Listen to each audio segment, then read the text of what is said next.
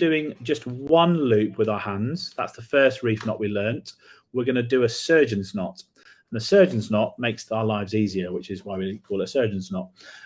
So we're going to do 2 loops. So we're going to go 1, 2 loops, and we're going to hold that small end.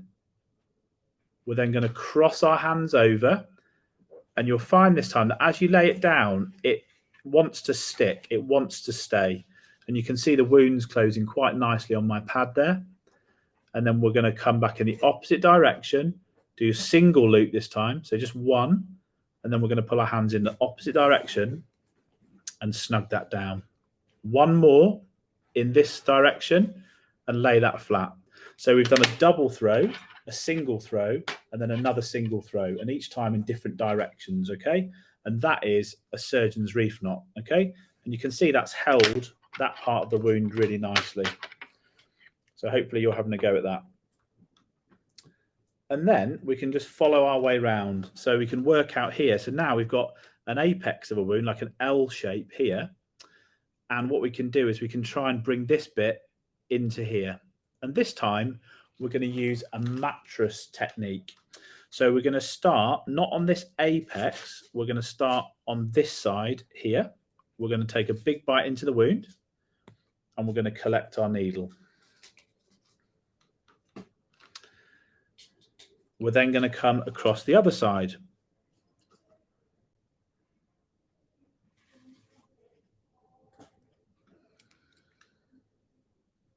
Nice and symmetrically, just making sure we get it exactly right. So you can see there that I've set up another interrupted stitch like this. If I wanted to tie it like this, I could do. However, I'd be left with a gap here. So I'm going to use a mattress technique here to bring all 3 sides together. So from this side, I'm now going to travel across this way to here.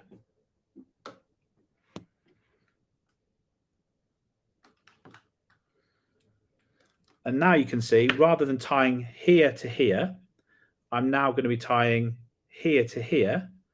And I'm just going to take another mattress limb there. Through. And up the other side.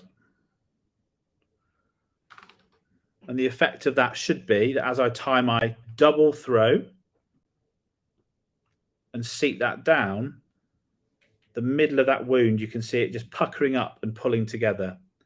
Single throw in the other direction, single throw in the other direction, and that's another surgeon's reef knot completed.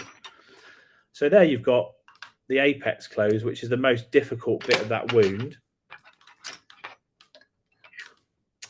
And then you can go on to do some more simple interrupted sutures here, here, and here. And then you'll get a nice closed wound. So if you get a traumatic wound, like a stellate wound like this, these central apexes are quite good to close one side like this to create your L-shaped wound, and then close the other ones with simple interrupteds. So what I'm going to show you now is the different types of mattress suture that we might use on different wounds and the reason why we might use them. So the first mattress suture I want to show you is called a horizontal mattress suture.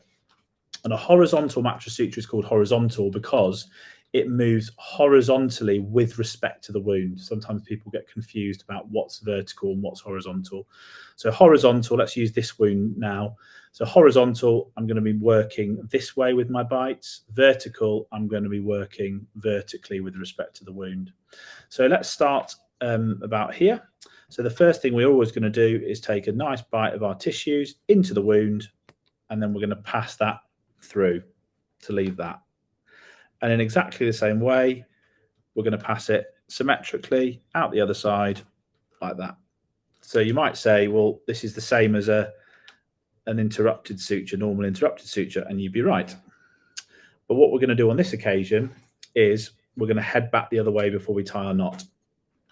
So why would we want to do that?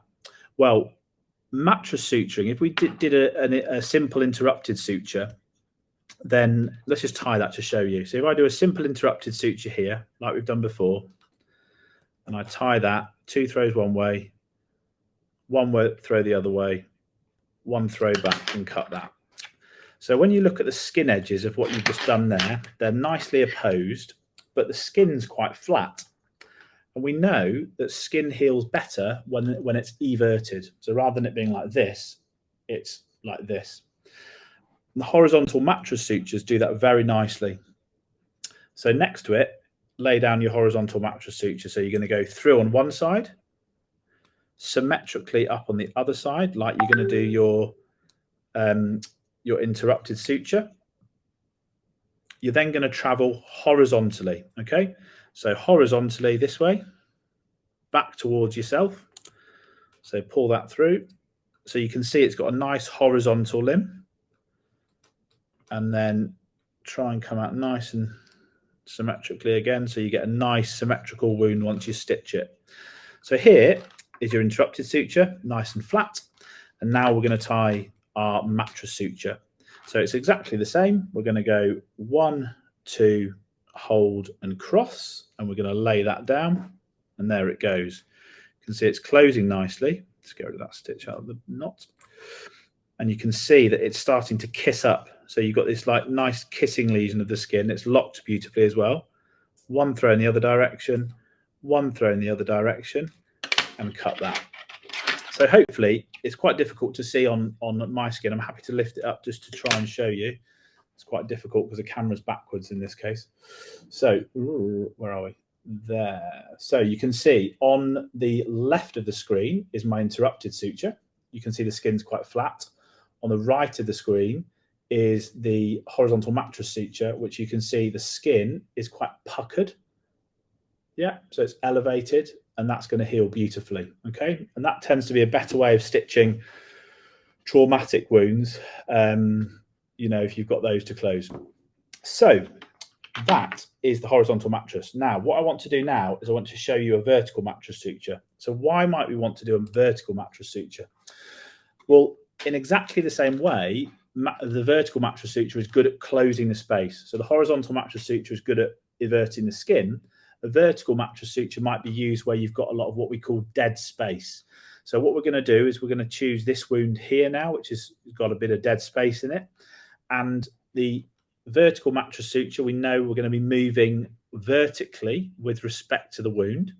So this time what we're going to do is we're going to take a big bite on one side. Okay, we're going to come down right into the bottom of that wound. Okay, that's the dead space. That needle's really deep in that wound. And then we're going to take the needle out of there. We're going to lay that stitch down ready to tie. And then we're going to come up symmetrically on the other side. So nice and deep within the wound. And then a nice deep bite. You could definitely take a bigger bite than what I've taken. There we go. And then what we're going to do is we're going to work back towards the wound. So in a vertical manner. So we're going to come closer to the wound. Out.